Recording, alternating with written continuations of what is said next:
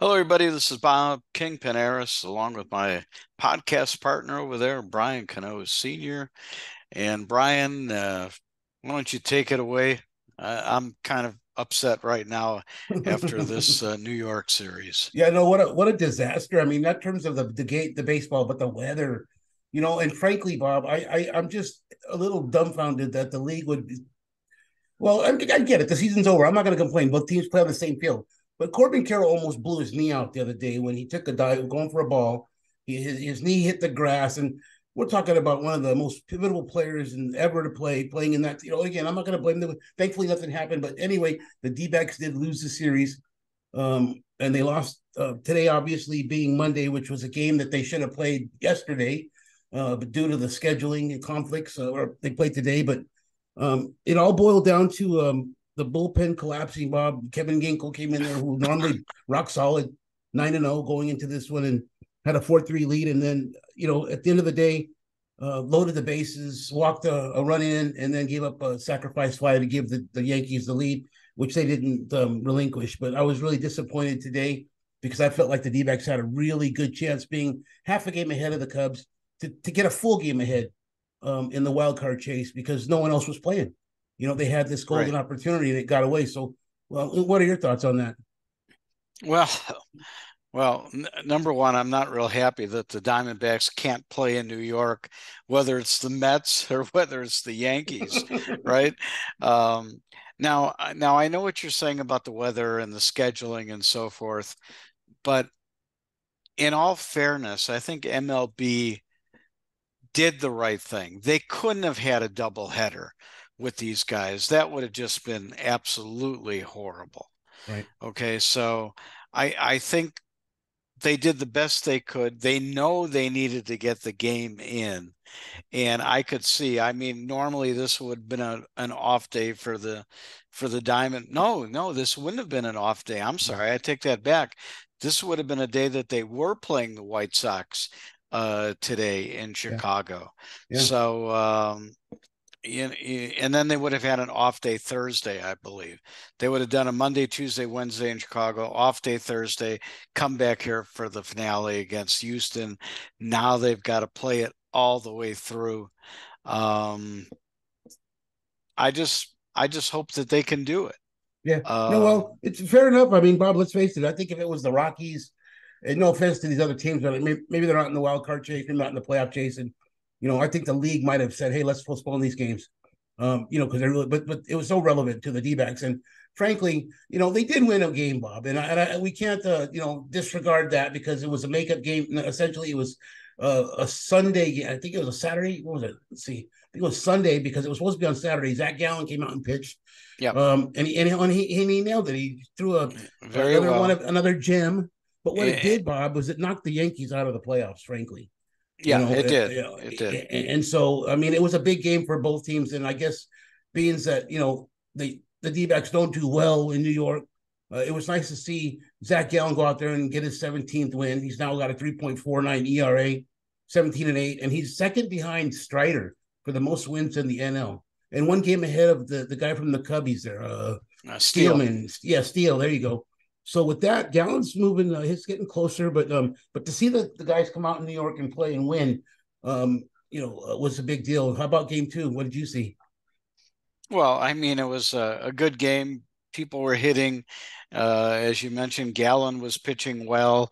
I mean, Kelly didn't pitch that bad today either No, in game number three. It was no. just it's been unusual this month that the bullpen literally collapsed, and you Yeah. had mentioned that. But this month, the the the bullpen's been terrific. Phenomenal. I mean, we've talked about it, you and I, off the air, and but I think Ginkle has been solid all season long. One of my favorite relievers, and today he was all over the place. He is missing strikes. So I mean, missing big. And I'm not gonna, it is what it is. Both sides play in the weather. But Right. it didn't work out very well for Kevin Ginkel at the end of the day, and it really turned out badly for the entire D-backs team.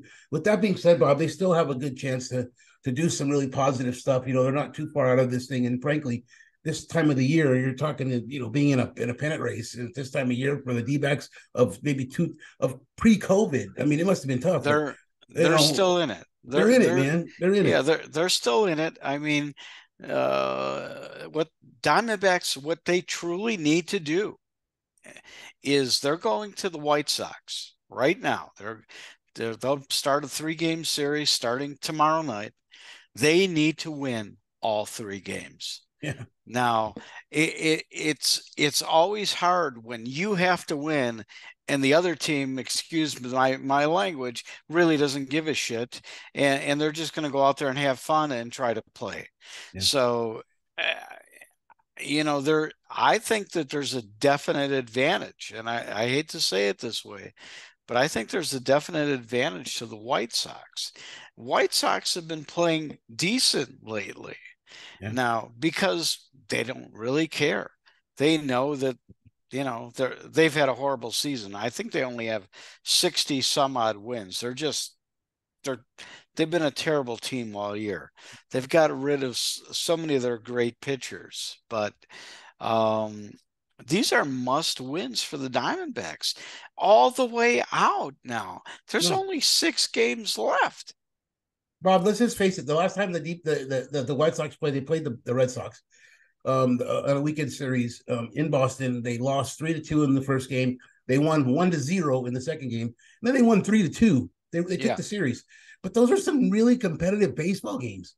So if that's what the D-backs are, they're going to get into, they better be ready, like you said, because those White Sox are Right. competitive right now. Right. And they're competitive games. I mean, you mentioned against the series against the Red Sox. Red Sox haven't been that great this year. Yeah. Diamondbacks have to come in and play their game. Yeah. Pitching's got to hold up. All right. Gotta hold up. Gotta hold I up. mean, I literally was shocked today when I saw that they were ahead. I believe it was what was it, 4-3? Yeah, four They to they three. got they got ahead, and I'm Yeah. thinking, well, the way the bullpen's been, I think they'll be able to hold them. Well, that didn't work out today. No, no, you and I Um, both, man. Who was it that walked in? Let's see, Oswaldo Perez, I think, walked, scoring Torres, and then following him was that Esteban Florial sacrifice fly to Corbin Carroll, who right, he's throwing it downwind. I thought because the wind, well, with the wind, and it didn't get to home plate, but at the same time, the run would have scored anyway. But it just goes to show you some other things that players should be thinking about working on during the offseason. But right now, we're still in season. And I want to say this. I'm going to talk a little bit, Bob, about because I'm going to forget if I don't. Aaron Judge is amazing. That dude, I have never seen him like I've seen him before, but because the D-backs don't play the Yankees very often, and I don't right. follow the Yankees. I got to see him for the first time, and he was impressive. I mean, his swing, his home runs on the way he dominated the first game, Yeah. against Pfaadt, who frankly, when you give it up to a guy like Judge, it looks like he's going to have one of those nights where he just owns you. And then he took the team to a win. But I just want to point out how impressed I am with him. And frankly, Bob, he signed a 9-year, $360 million contract, 360 million guaranteed. His annual salary is about $40 million, so he gets paid for what he does. That's a little bit more than my salary, I He tell got a you. little chunk of change, doesn't he? But he's Yeah. really, I think he's worth it. In that market and in what he does, he brings that type of game to the table. And the Yankees with that kind of player, I mean, they could obviously do some things, but they have so much money to spend, obviously. But I Right. just want to say I was really impressed with Aaron Judge. I don't know what he does off the field. I just wanted to say what he did on the field was evident. His skill set, his size, his demeanor, and I'm looking forward to seeing him here at Chase Field next season. I know he's coming here. D-backs Yeah, have they'll be a series it, again. Yeah, exactly. He'll be coming here next year. yeah, So, yeah, man. So uh, I'm looking forward to that. yeah, but we shall see what the Diamondbacks are going to do here. I mean, it's going to be exciting. Every game out. I mean, and I don't want to look past the White Sox. I really don't. I No, you think can't. they need to take every game as if it's a playoff game. Yeah, They need to win. They really need to they need to settle down. They're still in it. I think that's the thing. Apparently, they didn't pack Pedroia in a suitcase like I said they should with the little guy. Um, but I will be watching the White Sox games for sure.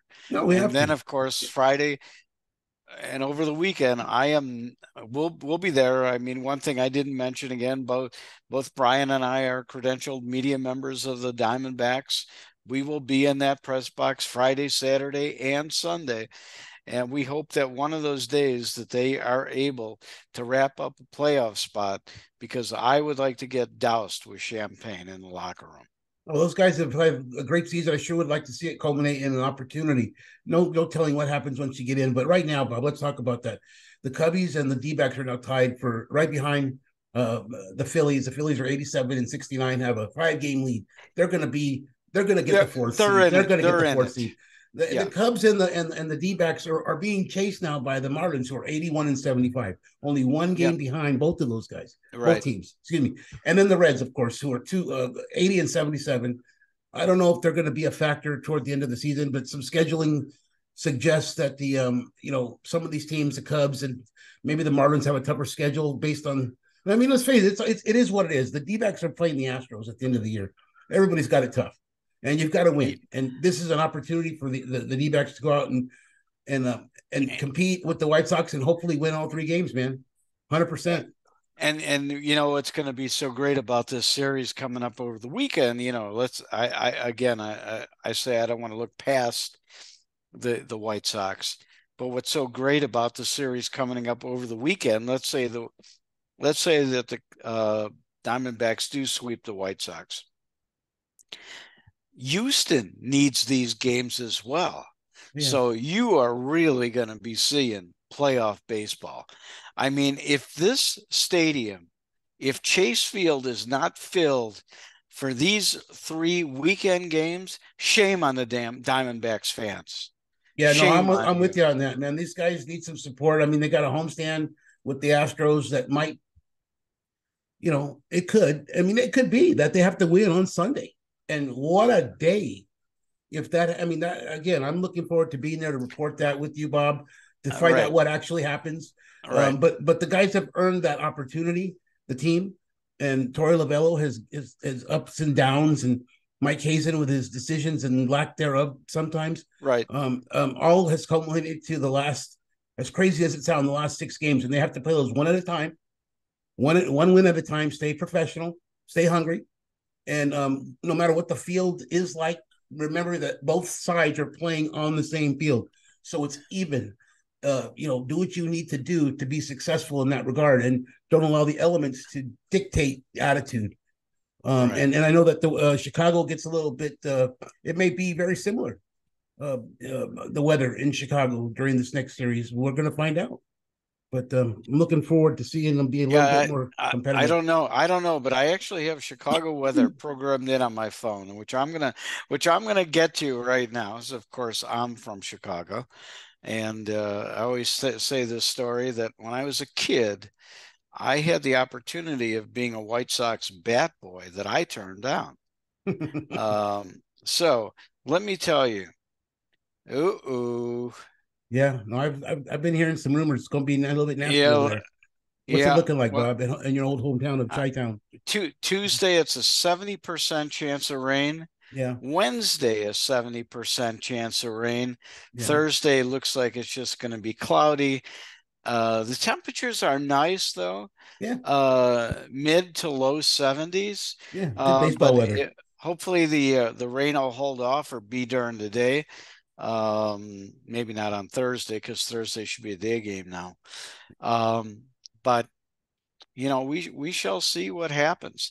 One other thing I wanted to mention before we go ahead and sign off today is, and I thought Torrey was full of it when he said it a few weeks ago. He said that this season would come down to one game, Yeah, and I just thought, by last weekend when they played the Cubs, the weekend before, whenever it was, that the Diamondbacks would be done at that time. yeah. Well, I was absolutely wrong on that. And I was absolutely wrong that when I laughed or chuckled when Torrey said it would come down to one game, Yeah. and it sure looks like it's coming down to one game. No, Bob, you're right. Spot on. And I think it's important to recognize that both of us as reporters, we we do the best we can. We don't prognosticate without really having some information behind it to back it up. We talk about things. We express how we feel because this is what we feel and see. We're not stats guys. We have some stats we maintain. However, knowing and feeling are a really important part of baseball as far as I'm concerned, as far as you're concerned. And we've talked about that. So to acknowledge that is important. So we've been tough on the team this year at times, Bob. But We've you been know, tough. We've been but tough they've on the earned, team. yeah, We've enjoyed the season so far. yeah, You know, we can go back and do a season wrap up once the season is done. But yeah, there were some definitely spots where we had called things out. And you know, if they would have listened to us at some point and turn on our podcast, you know, they may have realized, well, you know what, these guys are right. And as we go back, it's true yeah, because I'll just mention about one fact. When Moreno catches, they are like 20 games above 500. yeah, I don't even want to say anything else. yeah. Well, let his work speak for itself, Bob, and absolutely. And again, I'm hoping that Lavello is prophetic and that the team, if it comes down to that one game, has that opportunity because that's what this has always been about, as far as I'm concerned. I'll end it with this: that last season, as a first year reporter covering the D-backs, I told Coach Lavello, I said, manager, I said, Coach, I said, it's been great. I said, I've been getting the ice thrown on me for being in my first year, like the rest of these guys. I said, but next season, I said, for me anyway, the gloves are going to be coming off because I didn't really understand the element and what it took to be a reporter. I was learning still, even at that point, as far as I'm concerned. Even though I was qualified, I still wanted to learn more. And now that I've learned more, I was able to be more impactful this year by dissecting some of the things that they're not doing well and talking about that. And at times it does bother me afterwards. But you know what? I'm a reporter, and it's important that we report those things accurately to an extent that we understand it. And at the end of the day, I hope that in some way, some of the civil discourse that we offer does present itself to some of the management or some of the upper people at the D-backs. It makes them consider maybe just a little bit more. That's all. And again, this is not about Bob or Brian. This is about reporting the D-backs baseball, and having this platform allows us to interject, and inject some of our own thoughts. And that's what, for me anyway, First Amendment freedom of speech is all about, Bob. And Yep. and I love doing it with you each week. So I'm looking forward to doing it again post Chicago White Sox series. We got to do it again. I think we got to keep the fans informed. So with that, let's go ahead and do after the White Sox, we'll link up and do a post series report. Sounds good. All right, sir. Go ahead and lead us off. All right, everybody. Well, thanks for joining us here at D-backs Weekly Inside the Game. For my partner, Brian Cano Sr., I'm Bob Kingpin Eres. Stay safe, everybody.